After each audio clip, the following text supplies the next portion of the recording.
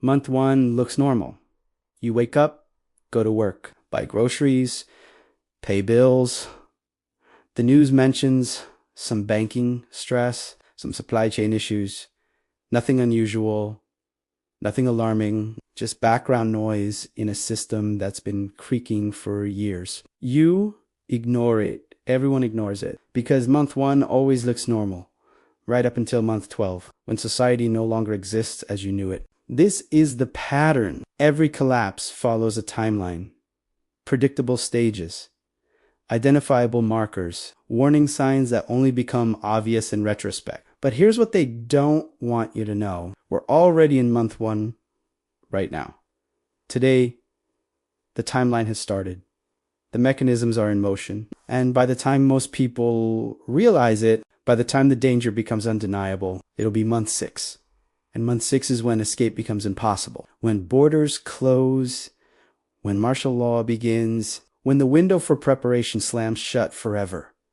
So let me show you the timeline. Month by month, stage by stage, exactly how the next 12 months will unfold, based not on speculation, but on historical pattern, because collapse isn't random, isn't chaotic, it's systematic. It follows rules, follows progression, and those rules, those stages, they're happening right now while you're watching this, while you're going about your normal life.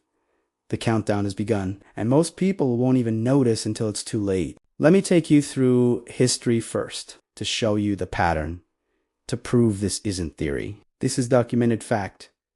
Repeating across centuries, across civilizations, across every major societal breakdown ever recorded. The Weimar Republic, 1922, month 1 looked normal. Germany was recovering from World War I. The economy was stressed but functioning. People worked. Shops were open. Life continued, but the German government was printing money to pay war reparations, to fund reconstruction, and the money supply was expanding. Slowly at first, then faster, then catastrophically. By month 3, prices were rising.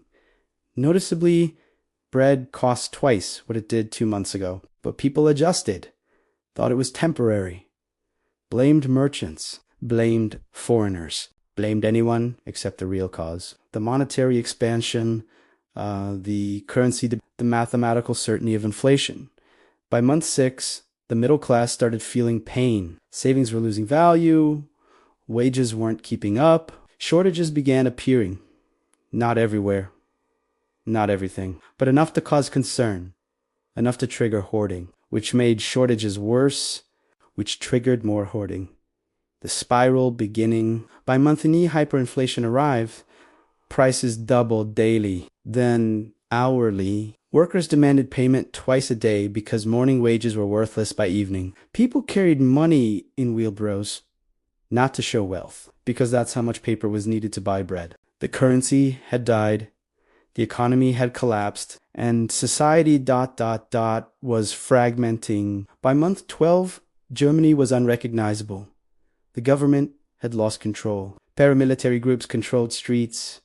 Violence was common. The rule of law had dissolved.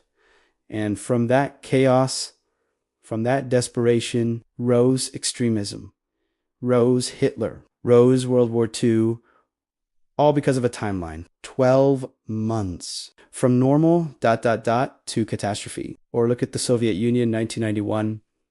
Month 1 seemed stable. The USSR was eternal, permanent, too big to fail. Yes, there were problems. Economic stagnation, food shortages, political tension, but these had existed for years, decades even. The system was resilient, or so everyone believed. By month 3, the cracks were visible. Republics declaring independence, government authority challenged, the military uncertain. But still, the consensus was the USSR would endure, would reform, would adapt, because collapse was unthinkable. By month 6, the attempted coup, hardliners trying to preserve the Soviet Union by force, and failing, not because of military defeat, Because the population refused to comply, because legitimacy had eroded, because the system had lost the one thing holding it together: belief, faith, the collective agreement to pretend it worked. By month Nini, the Soviet Union was dissolving, republics becoming independent, the economy in free fall, currency worthless, supply chains broken, nuclear weapons unaccounted for, the largest empire of the 20th century evaporating, not from external invasion, from internal collapse, from the timeline reaching its inevitable conclusion. By month 12, the USSR no longer existed. 15 new countries. Economic chaos. Social upheaval. Millions displaced. The eternal Soviet Union gone. In 12 months. From superpower to memory. This is pattern. This is timeline. And it's starting again right now in America. The signs are identical. The stages are parallel. The countdown is active. Let me show you exactly how the next 12 months will unfold. Month 1, financial stress becomes visible. Not catastrophic, not alarming, just visible. A major bank fails. Maybe a regional bank, maybe something larger. The government bails it out. The media assures everyone it's contained. It's not. It's contagion. It's the first domino. But most people don't see it, don't understand the significance, don't realize that timeline has started. They go to work, buy groceries, pay bills, assume someone is managing the crisis, assume the system is resilient, assume normalcy will continue. But the smart money knows, the billionaires know, they stop moving assets. Quietly selling stocks, buying gold, transferring wealth offshore, not because they're panicking, because they've seen this before, because they recognize the pattern, because they understand that when the first domino falls, the others follow. And they're positioning themselves for what comes next while everyone else sleeps. Month 2, markets become volatile, stocks swing wildly, up 5% one day, down 7% the next. The Federal Reserve intervenes, emergency rate cuts, liquidity injections, promises of stability, and it works. Sort of, the markets got calm. For a while, people exhale, crises averted, or so it seems. But underneath, the problems are growing. More banks are failing. Quietly. Regional banks, credit unions, community banks, not making headlines, not causing panic, just ... closing, merging, disappearing. And each failure puts more stress on the survivors. More deposits concentrated in fewer institutions, more risk, more fragility, the system becoming more unstable with each intervention, each bailout, each promise that everything is fine. Month 3. Supply chain disruptions begin. Not everywhere, not everything, but noticeable. Certain products hard to find, delivery times longer, prices easing. The media blames COVID lingering effects, blames Russia, blames climate change, blames anything except the real cause. The financial system is failing, and the financial system underlies everything: trade, production, distribution. When finance breaks, everything breaks. Slowly at first, then faster, then catastrophically. People start noticing, start getting concerned, but still most assume it's temporary. A rough patch, bad luck, they adjust, they substitute, they cope, because humans are adaptable, because normalcy bias is powerful, because admitting the system is failing requires accepting your entire life is built on sand. And that's too scary, so they rationalize, they minimize, they hope. Month 4, inflation becomes undeniable. Not 3%, not 5%. Real inflation, 10%, 15%, official numbers saying one thing. Your grocery bill saying another, gas prices spiking, rent increasing, Everything costing noticeably more than 3 months ago. And wages not keeping up, not even close. The squeeze beginning, the middle class feeling genuine pain, genuine fear, genuine anger. The government responds with price controls, with anti-gouging laws, with promises to punish corporate greed. But price controls don't create supply. They destroy it. Because when prices are capped below market value, producers stop producing, suppliers stop supplying, and shortages ... become worse, much worse. This is economics. This is history. This is what always happens when governments try to repeal mathematical laws with political ones. Month 5, shortages spread, food first, certain items unavailable, meat limited, produce scarce, dairy rationed, stores implementing purchase limits, 2 packages per customer, 3 cans maximum, not because of hoarding, because production has dropped, distribution has failed, the supply chain is broken, and no amount of government intervention fixes it. No amount of price controls creates food. No amount of laws makes trucks run when fuel is scarce and drivers are striking. People start preparing. Finally, late, too late for many, but better late than never. Stores see runs on canned goods, on rice, on beans, on anything with shelf life. The hoarding they blamed earlier now becomes rational behavior, now becomes survival. Because if you can't reliably access food next week, you better get it this week before everyone else has the same idea. Month 6.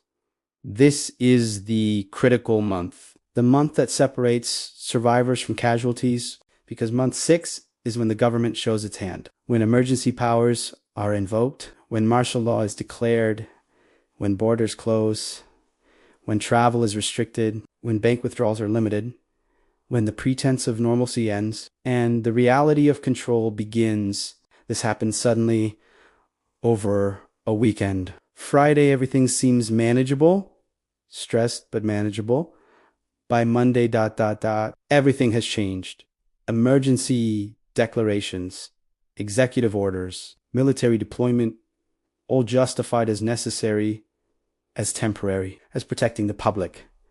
But temporary becomes permanent. Protections become prisons, and the people who waited to act, who assumed they'd have time, who believed they could prepare later, there. Trapped, can't move, can't flee, can't escape. They're locked in with everyone else. In regions that can't sustain their populations, in systems that are failing, in a timeline that's accelerating. If you're feeling your heart rate increase, if you're starting to realize we might already be past month 1, if you're understanding that the window for action is shrinking, then you need to see what happens next. Hit subscribe, because month 7 through 12, that's when comfortable civilization dies. When the veneer cracks, when the truth becomes undeniable, and you need to know what's coming, so you can position yourself while there's still time. Month 7. The cities become dangerous. Food riots start, not everywhere, not constantly, but frequently enough to matter. Stores get looted. Trucks get hijacked. Distribution centers get raided. And suddenly, it's not safe to be visible with resources. Not safe to have food. Not safe to appear prepared. Because desperation makes people violent, makes them predatory, makes them take from those who have, and the police, can't stop it, can't control it, can't protect everyone. So they protect government buildings, critical infrastructure, the wealthy neighborhoods. Everyone else is on their own. People start fleeing cities, finally realizing Urbed is death. But the highways are clogged, gridlocked, millions trying to leave simultaneously, trying to reach safety, trying to escape, but there's nowhere to go. The small towns don't want refugees, can't support refugees.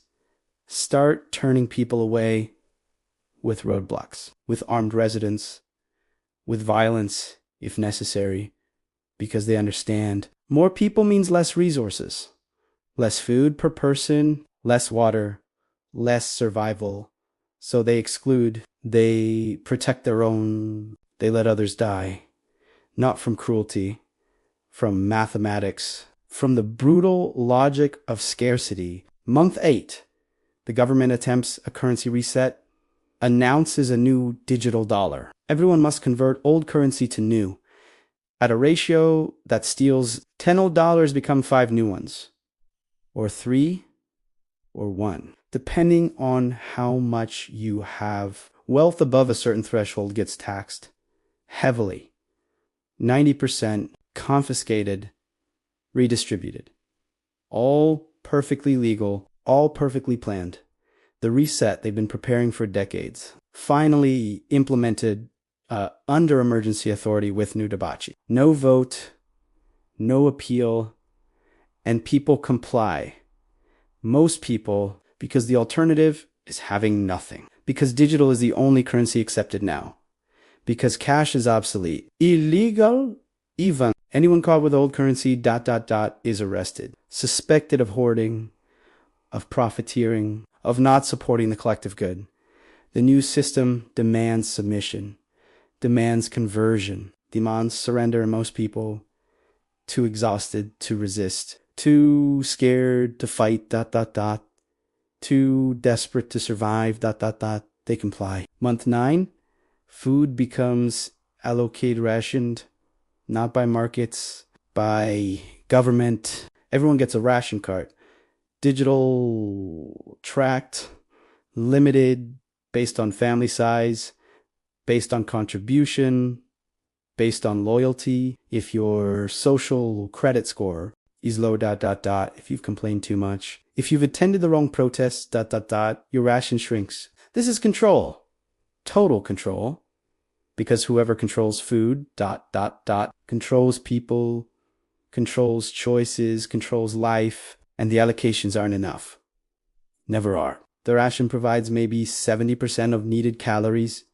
You're slowly starving.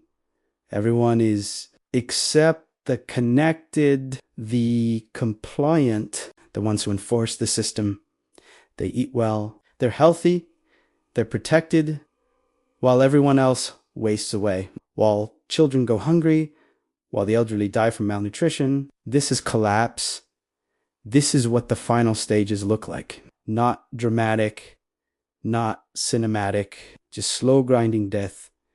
Invisible, bureaucratic, normalized. Month 10, infrastructure fails. Power grids become unreliable, rolling blackouts, scheduled outages, entire regions dark for days because there's no fuel, no maintenance, no workers. The systems are breaking. The machinery is failing, and nobody can fix it. Not because of sabotage, because of complexity. Because modern infrastructure requires thousands of specialized workers, millions of parts, global supply chains. And when those break, when expertise is unavailable, when replacement parts can't be sourced, things just stop working and stay broken forever.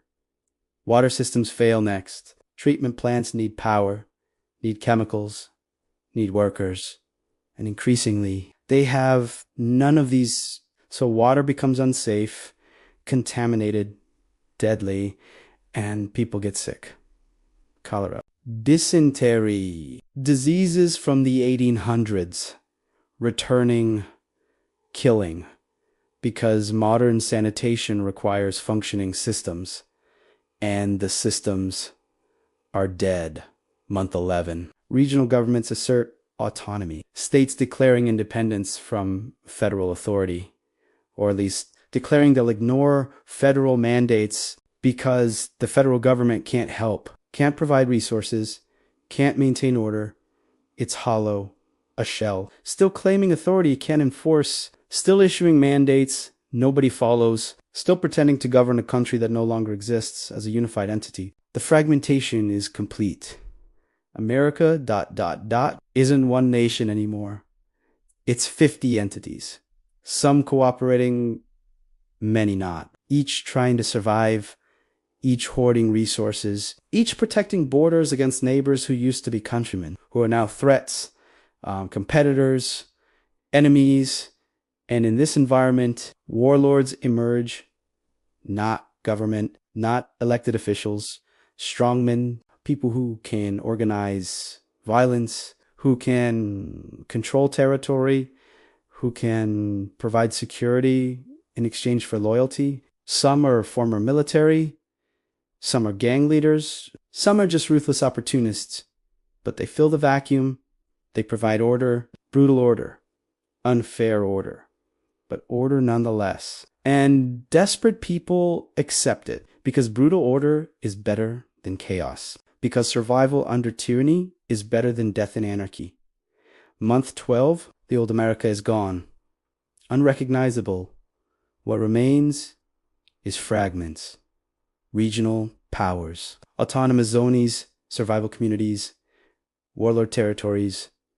Some areas function, have food, have water, have security. Others are wastelands, abandoned, depopulated, dangerous, and between them, nothing.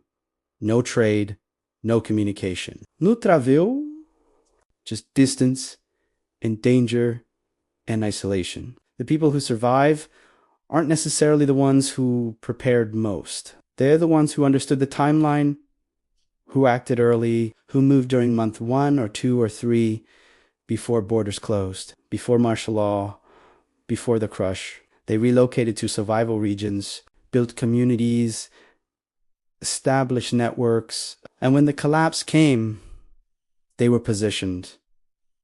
They were ready. They survived the people who waited, who hoped, who believed the government would save them.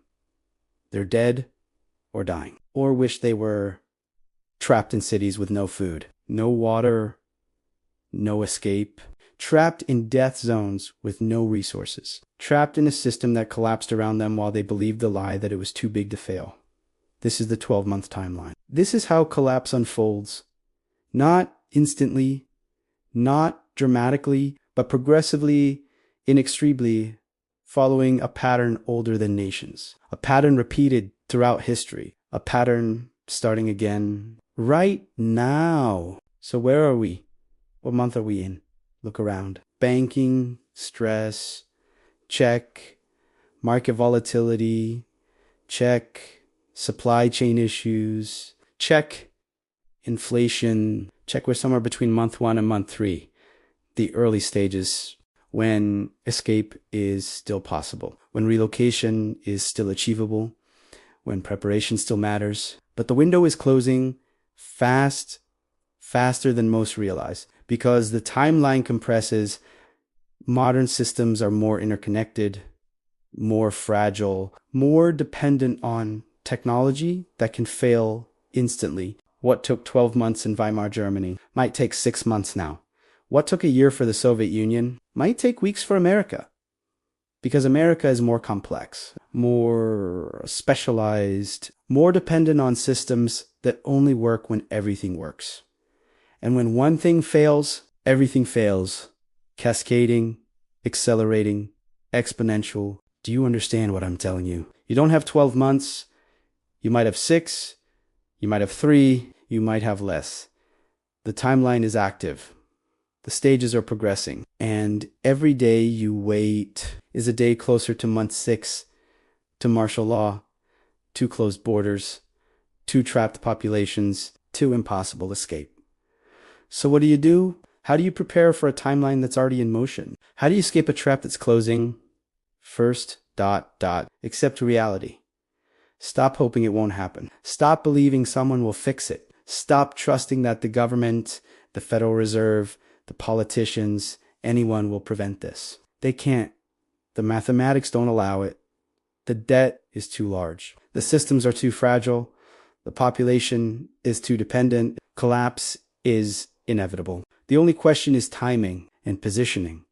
Second, relocate now. If you're in a death zone, leave immediately. Don't wait for month 6. Don't wait for martial law. Don't wait for the obvious signs that everyone else sees. Move now. While it's boring, while it seems premature, while people call you paranoid, because the people who move early, survive. The people who wait for proof, die. every single time. Third, build community in your new location, in your survival region. Because individuals die, communities survive. Find people with skills, with values, with willingness to cooperate. Build trust now. Establish reciprocity now. Create networks now so that when month 6 arrives, when month 9 comes, when month 12 completes, you have people, have support, have tribe, because lone wolves die. Packs survive. Fourth, acquire skills. The 3 survival skills: food production, medical knowledge, organized violence. Learn them now. Practice them now. Develop competence now. While failure is safe, while mistakes aren't fatal, while you have time, because month 7 doesn't allow for learning curves. Month 9 doesn't forgive incompetence. Month 12 only remembers capability. Fifth, prepare mentally for what's coming, for what you'll have to do, for what you'll have to become. Because collapse changes people, forces choices you never imagined, moralities you never considered, actions you swore you'd never take. And the people who survive are the ones who accept this, who adapt, who do what's necessary without hesitation, without trauma, without breaking. The timeline is running 12 months or less. From normal to unrecognizable, from civilization to fragments, from order to chaos, from abundance to scarcity, from life as you know it to something unimaginable. And most people will experience it in denial, in shock, in disbelief that this is happening, that this could happen, that this is real. They'll spend month 1 through 5 denying, spend month 6 through 9 panicking, and spend month 10 through 12 dying slowly, painfully, unnecessarily, because they didn't believe, didn't prepare, didn't act when action mattered. If this timeline has shown you the future, if you're seeing the stages unfolding, if you're understanding that we're already in motion, then you need to see the final piece. Subscribe now, because the next episode reveals the trigger, the specific event that accelerates everything, that collapses the timeline from 12 months to 12 weeks. It's visible now, it's forming now, and when it hits, ... everything speeds up, everything intensifies, everything ends faster than anyone expects. The timeline is mercy. It's warning. It's the chance to act before action becomes impossible. Month 1 through 3 is the window, the opportunity, the grace period. After that, ... The doors close, the borders lock, the trap springs, and everyone inside is caught permanently. You've seen the timeline, the stages. You understand the pattern. The only question remaining is what you'll do with this knowledge. Will you act? Will you relocate? Will you prepare? Or will you hope? Will you rationalize? Will you wait for proof that comes too late? The collapse timeline is running 12 months. That will change everything. Months that separate survivors from statistics. Months that determine who rebuilds and who becomes a memory. The clock is ticking. The stages are progressing. The end is approaching. What month are you in? And what will you do before the window closes?